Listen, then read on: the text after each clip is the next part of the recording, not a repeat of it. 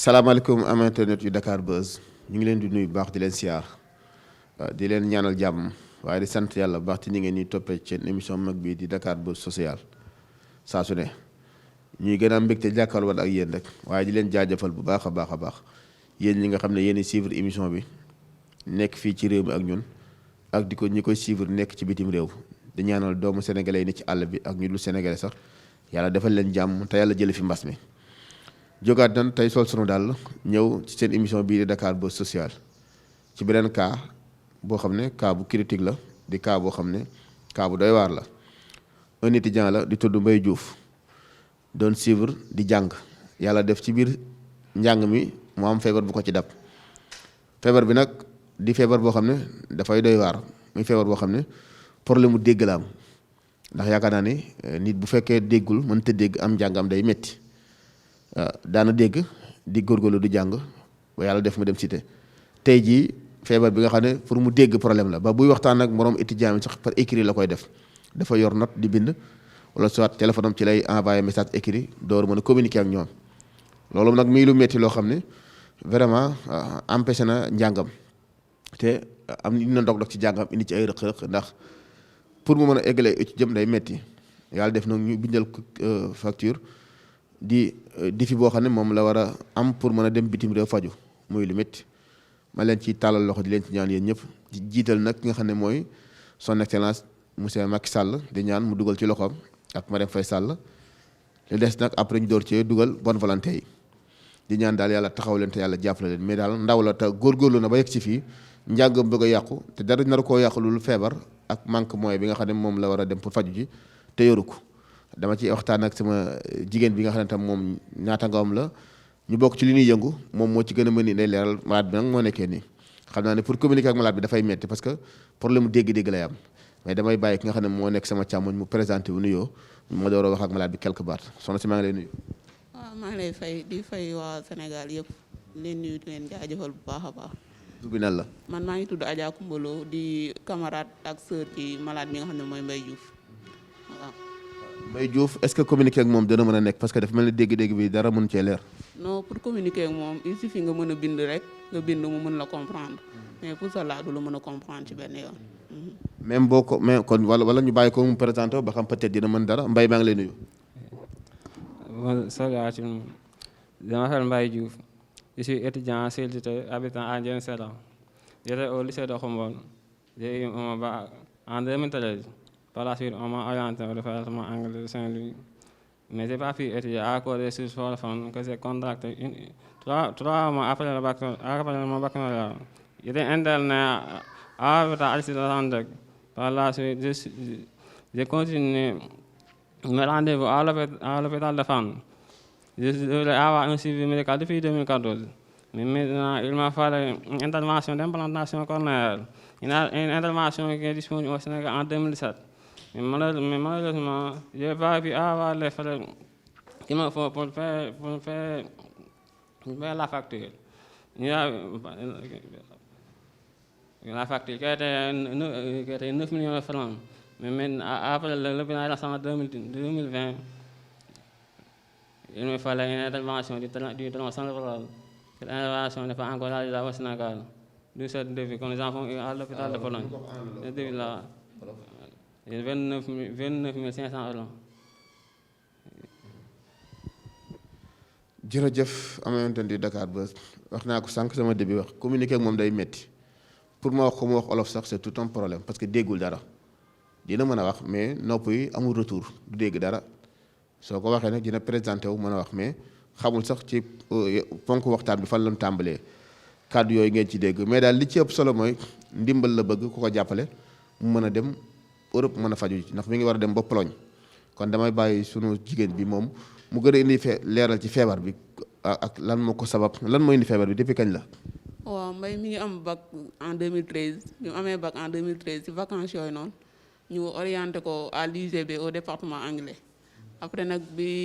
après la suite ci la amee benn feebaru ñu naan méningite mu fali ko dans le coma pendant 7 jours une semaine après bi mu jógee ci lool ci la jëlee une surdité bilatérale profonde maanaam ñaari nopp yëpp du dégg. après loolu nag mi ngi doon suivre ay traitement ci hôpital Fann ak hôpital La Dantec après nag ci la dernier moment professeur bii nga xam ne mooy Abdourahmane Tall ci la ñu defee rapport bii nga xam ne day mën a suivre benn implantation mais implantation amul Sénégal lañ demee wax ak benn médecin boo xam ne nii Pologne la nekk mu defal ñu facturation bi implantation bi bitim réew rek la am muy Pologne ba tax na ñuy tàllal loxo au niveau du présidence maître le président de la République ñu ngi koy tàllal loxo monsieur Macky Sall ak madame la première dame Marième Faye Sall aussi ñu ngi koy tàllal loxo ak képp koo xam te ne nii bonne volonté nga rek te sénégalais nga ñu ngi lay tàllal loxo ndax lii nii ay mbokkam amuñu ko ñun tamit ci lañ jógee bëgg a doon tànkam doon loxoom foo xam ne mënu koo eggale ñu eggale ko afin que mu mën a trouver ay faculté auditive am. mais défi bi fond bi ñaata la. défi bi fond bi 40 millions la mais ci biir devise bii nii médecin bi nga xam ne moo nekk Pologne daf ñu leeral ne benn nopp bi moom la ñuy mën a faj ba mu wér ci 29 500 euros bu benn nopp bu wéree nag ci la ñuy soog a mën a defar ci la ñuy soog a mën a implanter beneen nopp bi duñ defandoo ñaari nopp yëpp en même temps mais ñaari nopp yëpp autour ça fait 40 millions. kon nopp yi amu ci benn boo xam ne rek am na retour mi ngi du dégg dara déggul dara actuellement nii. dégg dara ndax boo xoolee ci biir ay waxam sax wax ji du am cohérence ndax pour nga mën a wax mën a am cohérence il faut li ngay wax na nga koy déggaat mais moom li muy wax du ko déggaat moom moo tax wax ji doo sax leerul sax bu baax waaw du dégg dara bind daal moom nga mën a waxee ak moom correctement mais buy wax doo dégg ci li muy wax dara. nan lay communiquer ak yéen ñi nga xam ne ay mbokk étudiants yi nan lay communiquer ak yéen. ñun ñi nga xam ne ay mbokk étudiants et tout ñun ni muy communiquer ak moom c'est par écrit seulement écrit kase la mën a waxee ak ñun. léegi en budget bi lépp à fond comme ñaata ngeen bëgg lépp ñaata mooy arrangé pour mën a génn dem bitim réew. ñun daal li ñu bëgg mooy prise en charge totale prise en charge moom lañ bëgg nga xam ne dina mën a dem Pologne foofu noonu dem ci biir implantation bi bu mën a jotaat ay noppam intervention daal la ñu bëgg prise en charge moom la ñu bëgg. bu ñu retourné waatee feebar bi depuis kañ la ñaata at la muy traîner ak feebar bi. waaw depuis 2013 la ça fait 8 ans muy traîner ak feebar bi depuis loolu mu ngi def ay kiyam ay rendez-vous mi ngi koy jël nu mu waree mais par la suite daal ci la ñu ki nga xam ne moo ko doon suivre professeur bi xamal nañu carrément implantation bi amul Sénégal bitim réew rek la am depuis 8 ans mi ngi traîner ak maladie bi parce que c'est en 2013. léegi ñaata ngeen am actuellement nii ñaata ngeen dajale pour nit ñi mën leen a jàppale. waaw depuis lors ay mbokkam ñu ngi góorgóorlu mais c'est en septembre 2019 ñun ñu jóg ñun ñi nga xam ne ñooy ay camarades am ak ay sœuram ci lañ jóg créer benn groupe WhatsApp tuddee ko ànd dimbali Mbaye Diouf groupe WhatsApp boobu tàllal nañ ci ay loxo ñu bëri mais jusqu'à présent mënuñu sax matal 5 millions 4 millions daal ci lañ moom lañ amagul 4 millions yooyu fu nekk wër nañ fa ñiy joxe seen ay 1000 francs ñi joxe seen ay 10 000 francs ci lañ dajalee noonu ba am 4 millions. jërëjëf am internet Dakar Buzz dégg ngeen lii yëf yi demee yaakaar naa ne waxtaan ak moom mooy gën a yomb comme waxtaan ak Mbaye Diouf ndax Mbaye Diouf li mu wax rek bu fekkee li ngay wax yaa ngi koy déggaat muy am retour ci yow di nga mën a xam li ngay communiquer mais boo xoolee Mbaye Diouf kàddu yi mu jël doo ko mën a natt mais lépp dañuy comprendre rek xam ni dafa amul retour moo tax dégg bi day doy waar étudiant la bu doon jàng di góorgóorlu di dem ak dikk ba yàlla def tey feebar bi dab ko te yaakaar naa ne bu fekkee nag sa dégg baaxul sam njàng day sooxee ñuy talal loxo rek bonne volonté yi tàmbalee ko it ci waxoon naa ko léegi ci nga xam ne mooy boroom réew mi di def lu baax ñu ngi lay tàllal loxo nga dugal sa loxo ci lii comme ni nga ko dugalee sa loxo ci yeneen cas yi du bii rek comme ni nga ko dugalee sa loxo participer ci semaine passée suñu étudiant boobu nu jëli woon bu nu dégg ni jël nga ko en charge ñu ngi ñaan yàlla defal la ci jàmm defal la ci sutura waaye fekk si ci cas bi nga xam ne tam cas la bu sérieux mu war a dem ba Pologne war a faju te doole bariwul 40 millions nga am 4 millions xam nga ni loolu daanaka xaajaat bi sax duggagul loolu moom foo ngeen dugal ci seen loxo di ci woo tam ñi nga xam ne tam ñooy bonne volonté yi parce que am na ci ñoo xam tam ñi ngi def ci dëkk bi lu baax te bokkuñu sax ci nguur gi ñi ngi def lu baax ñooñu ñëpp ñu ngi leen ci tàllal loxo ci cas bi nga xam ne mooy Mbaye Diouf war a dem faju ji war a yóbbu 40 millions te amagul lu 4 millions Dakar Buzz social nag comme ni mu koy defee rek moom li mu am dina ko participer bariwut waaye dañuy ñaan mu barkeel comme yeneen yi rek loolu nag ñu ngi ko jëlee ci plateforme boobu di 78 601 11 11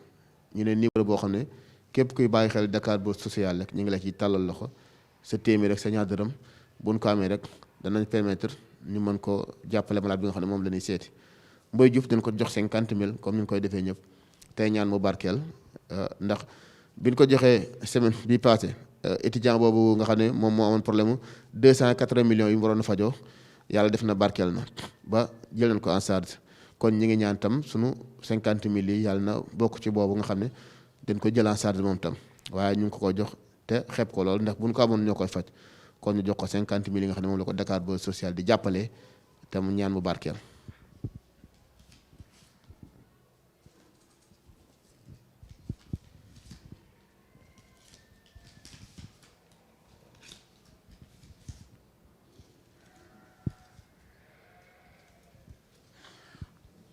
Dakar Buzz social jubbalee na ko fukki junni tey ñaan mu barkeel joxoon nañ ko nag Sadio Ousmane Diédhiou mu barkeel ñi ngi ñaan tam yàlla na bii bokk ci cas yooyu itam parce que buñ ko joxee Sadio barkeeloon na ba macha allah ba jël nañ ko en charge ci li ñu wax di ñaan daal yàlla na ci bii bokk. tey jii jaaxle ngeen fu ne dugg ngeen fa pour ñaan dimbal yaakaar naa ni da ñëw ngeen Dakar Buzz social parce que dégg ngeen lu baax li muy def ci dëkk bi. tey ngeen dikk ñu leen di ñaanal ndimbal pour sunu frère bi di Moussa Diouf di Mbaye Diouf ba pare di koy ñaanal ndimbal fële ba pare dem participer ci 50 000 ci tour Dakar Buzz social nan ngeen gisee émission bi di Dakar Buzz social. vraiment ñu ngi leen di sant di leen gërëm parce que émission bi xam li ñu ci gis mooy ndimbal la ci société bi parce que dimbali ñu bëri comme ni nga ko waxee ci Sadio Ousmane Diédhiou ak ñeneen ak ñeneen ak ñeneen ba tax na ñu ngi leen di sant di leen gërëm di ñaan lii ñu sumb ñun tamit yàlla na am aboutissement comme ni ko yeneen yi amee sant nañ leen gërëm nañ leen di ci gis satisfaction totale lañ ciy gis ndax yéen a ngi dimbali nit ñi nga xam ne seen loxo jotut seen ginnaaw et tout problème bu nit am bu ko indee fii li ci ëpp day saafaraw ba tax ñu ngi leen di gërëm bu baax a baax di leen sant. jërëjëf am internet di Dakar Buzz ñu ngi leen di sant yéen tam di leen gërëm di leen tàllal loxo it di gën a waxaat rek ci problème bi ni ngeen ko jàppee ci Sadio Ousmane Diédhiou ba tey jii solution am na fa ñu ngi ñaan yàlla na ci bii bokk étudiant la Mbaye Diouf war a jàngi feebar am problème mu dégg-dégg te yaakaar naa bu sa dégg neexul sam njàng day doy waar comme nag yàlla sutural nañ ci Sadio Ousmane Diédhiou ba njiitu réew mi jël na ko en charge ñu ngi ñaan yàlla bii tam mu bokk ci ndax moom somam bariwul 40 millions la Dakar Buzz social dimbale na ko 50 000 50 000 yi nag joxoon nañ ko Sadio Ousmane Diédhiou yàlla barkeel na ba ñu jël ko en charge yàlla na ci bii bokk tey lan ngay tàggatoo ak lan ngay wax bonne volonté yi seetaan émission bi. waaw li may tàggatoo daal mooy di tàllalaat ñëpp loxo di ko njëkkee ci président de la république monsieur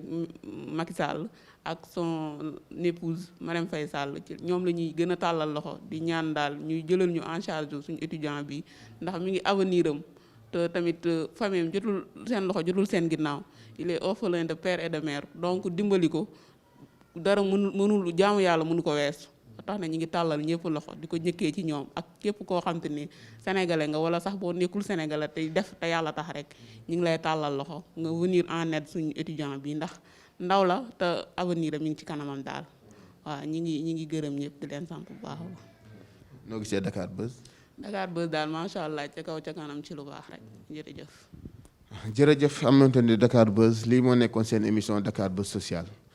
Mbaye Diouf la di étudiant boo xam ne dafa war a génn dem faju ji ñu ngi leen ci tàllal loxo yéen ñëpp lu ci waay mën rek nga def ko ci ku ko mën a jël en charge moo nu gënal ku ko mënul tam lii sa wërsëg nga domp ci jox ko waaye daal li ñu gën a yitteel mooy njàngam bu mu sooxee soutien de famille la ndaw la lii may wax ak yow yooyu ñëpp ngeen déggu ci dara parce que amul retour loolu nag feebar la buñ ko fajee rek dafay deñ ñu ngi ñaan daal yàlla génne ko ci situation yi ndax bëgg naa jàng ku daan communiquer ak say mbokk ku daan communiquer ak say xarit tey mu dem ba li ngay wax sax danga koy bind par écrit kon loolu xam nga métti na waaye ñu ciy gën a sant yàlla di xam ne yàlla mooy kii tege yàlla na ko yàlla teggi yàlla jeexal ko waaye daal yaakaar na leen ci document yaa ngi nii yëpp muy ay këyit yu leer yoo xam ne yaakaar naa ne gis ngeen ko lii ay këyit la yoo xam ne ay papier yoo xam ne moom lañ ko bindal ngeen gis ko nii ma leen ciy tàllal loxo yéen ñëpp tey gis ngeen ko ni moom it mi ngi nii di génne bosam muy lu métti loo xam ni bëgg a wax te ñi ngay waxal buñ waxee doo leen tontu day metti waaye tàllal na leen ci loxo yéen ñëpp di ñaan daal fi Sadio Ousmane Diédhiou jaar yàlla na fa bii jaar di gën a nuyu nag ñi nga xam ne ñooy bàyyi xel émission bi waa diaspora bi diaspora bi maa ngi leen di nuyu baax di ñaan yàlla taxaw leen te yàlla jàppale leen di nuyu encore une fois Anta Sey maa ngi lay nuyu di nuyu Yacine di nuyu Omar di ñaan yàlla defal leen jàmm di wax ni mi ngi noonu Mbaye Diouf la ci micro bi Fadal bi ngeen tàmm da gis la ci cadre bu Seydou laa ci àndal ak Ahmed waaye numéro mi ngi ci baaru écran bi pour ku ko bëgg a jàppale loo fa yónnee rek den ko gis comme ça ñu jàppale Mbaye Diouf jërë ngeen jëf lii moo nekkoon seen émission Dakar Buzz Social yàlla na ñëpp am jàmm jërë ngeen jëf